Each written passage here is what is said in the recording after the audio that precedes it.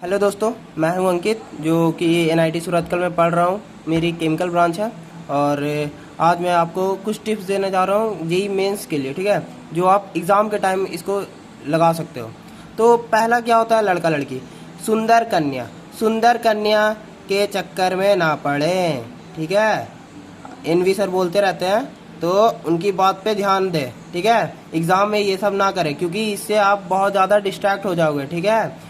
अब ये नहीं है कि सिर्फ लड़कों के लिए है। अगर कोई लड़की भी है तो किसी आस पास अगर कोई लड़का बैठा हुआ तो उसके चक्कर में ना पड़े, ठीक है।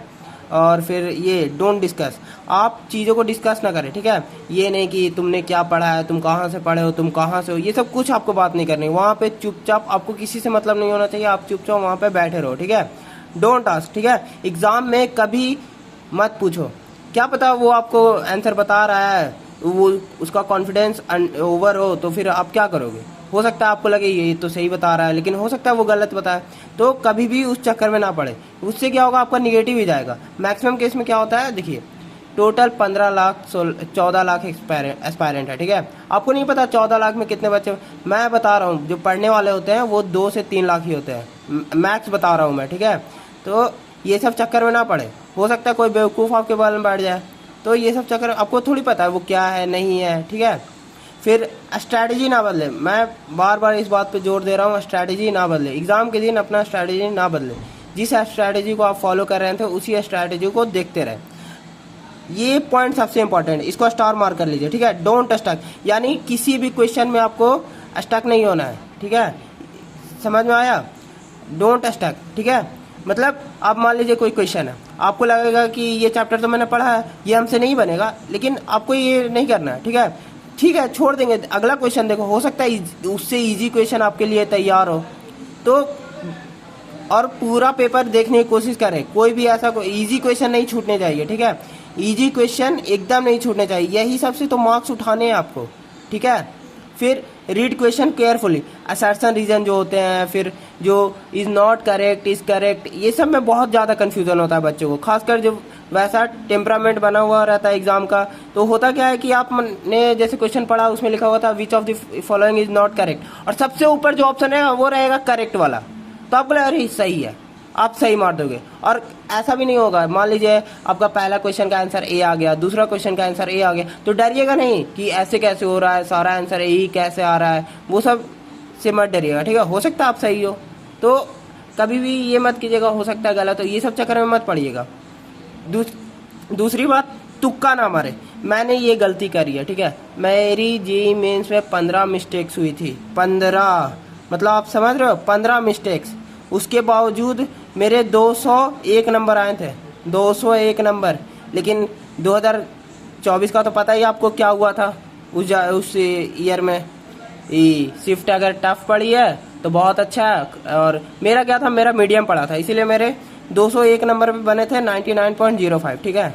तो आप ये सब ध्यान रखें। अगर ये मेरी 15 मिस्टेक्स नहीं होती तो आप सोचिए मैं और अच्छी ब्रांच में होता, या अभी मेरी ब्रांच केमिकल है तो मैं और अच्छी ब्रांच में हो सकता था। तो मुझे अभी तक इस बात का रिग्रेट होता है। तो तुक्का ना मारे, मैंने केमिस्ट्री में सबसे ज़्यादा तुक्के मारे थे, तो खासकर केमिस्ट्री में तुक्का ना मारे। केमिस्ट्री तभी बनाए जब आपको पता हो चीज़ें, क्योंकि वो एकदम फैक्ट बेस्ड है, ठीक है। आपको पता है कि जो सही है वो सही है, तुक्का ना मारे। ये नहीं कि एग्ज़ाम में सर नहीं क्लास में तो सर ने ऐसे बताया था, हो सकता है ऐसा लग रहा है, वैसा लग रहा है, नहीं, गलत है, गलत है। आपको नहीं पता, आप छोड़ दो, उसको मत बनाओ, किसी दूसरे क्वेश्चन को बना लो। आफ्टर एग्ज़ाम डिस्कस ना करें, ठीक है। मान लीजिए कुछ लोग एक क्वेश्चन था जो किसी से नहीं बना, या सिर्फ आप सबसे बन गया, आपसे नहीं बना। सबसे ज़्यादा आपको दिक्कत पता है क्या होगा, जब सबसे वो क्वेश्चन बन चुका आपसे नहीं बनेगा, इसीलिए डिस्कस ना करें। वैसे क्या होगा कि आप थोड़ा सा घबरा जाओगे, तो वो सब नहीं करना है, ठीक है। आराम से पेपर हो गया, मस्त चिल, अगले अटेम्प्ट की तैयारी करो। अगर कॉन्फिडेंस है तो फिर एडवांस की तैयारी करो, सिंपल, फंसना नहीं है ये सब चीज़। और ये वॉशरूम, अगर आपको वॉशरूम ये सब जाना है तो आप पहले से हो जाओ, ठीक है। वहाँ पे ये नहीं कि एग्ज़ाम के बीच में आपको वॉशरूम आ रहा है, आपको यहाँ जाना है वहाँ जाना है, क्योंकि क्या होता है कि आप जैसे ही उठते हो आपका दोबारा से बायोमेट्रिक होगा, ठीक है। बायोमेट्रिक आपका दोबारा से लिया जाएगा, तो ये सब चक्कर ना पड़े, पहले से फ्रेश हो जाए, वॉशरूम ये सब जो भी करना है कर लीजिए, ठीक है। मान लीजिए एग्ज़ाम के बीच में आप पैनिक करने लगे, ठीक है, आप घबरा गए किसी क्वेश्चन को देख के, या आपको मतलब घबराहट हो रही है, क्वेश्चन टफ है, इजी है, हो सकता है स्विफ्ट आपका टफ हो या हो सकता है इजी हो, तो अगर आपसे क्वेश्चन बन रहा है तो उसमें भी घबराना नहीं है, अरे इतना कैसे बन रहा है, क्योंकि लोग कई बार क्या होता है, लोग अंडर कॉन्फिडेंट होते हैं और क्वेश्चन बनते हैं, क्योंकि आप देखिए आपने 2024 का अगर एनालिसिस देखा होगा तो आपने देखा होगा कि कई पेपर में कितने ज़्यादा नंबर पे कितने कम परसेंटाइल बने हैं। 200 नंबर पे मेरे दोस्त के 97.88 बने थे परसेंटाइल, क्योंकि उसका शिफ्ट ईजी था, उसे लगा मैंने तो बहुत क्वेश्चन कर दिए हैं और करूंगा तो गलत हो जाएंगे, तो ये सब नहीं, इजी पेपर में ज़्यादा करना है, ठीक है। अगर पेपर हार्ड है तो उसमें आप कंप्रोमाइज़ कर सकते हैं, आपको आइडिया लेके जाएगा क्वेश्चन करने पे कि कौन सा इजी है कौन सा टफ है, आपको पता लग जाएगा। तो इसी के साथ मैं आज का वीडियो यहीं ख़त्म करता हूँ। All the best, best of luck for your exam. मेरी दुआएं आपके साथ हैं और इसी तरह से मेहनत करते रहिए। अगर इस अटेम्प्ट में आपने अच्छे से तैयारी नहीं की, आप दूसरे अटेम्प्ट के लिए अच्छे से कर सकते हो। कोई हड़बड़ाहट नहीं है, आराम से तैयारी कीजिए, कोई दिक्कत नहीं है, एकदम आराम से कीजिए, ठीक है। आपके पास 2 अटेम्प्ट है, उसके बाद आपके पास एडवांस है, तो मेहनत कीजिए, हो जाएगा।